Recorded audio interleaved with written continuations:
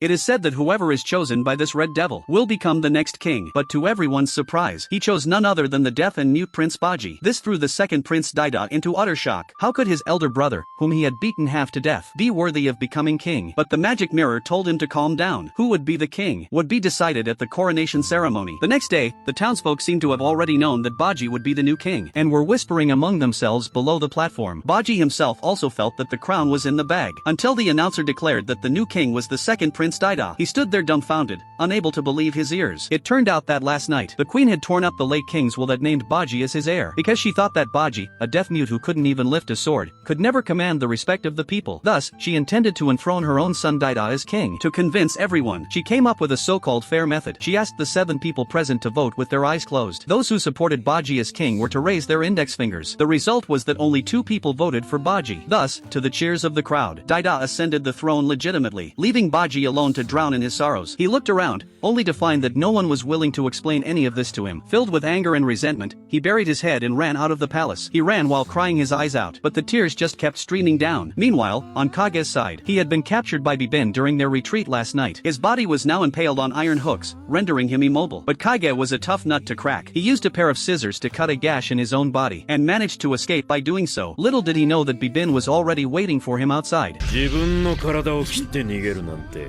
根性あるね。誰に頼まれて誰を殺しに来たんだ。答えなければ今度こそ。だから俺は殺しなんてやらねえんだって。俺はボッジの力になりたかっただけで。ボッジ様だと。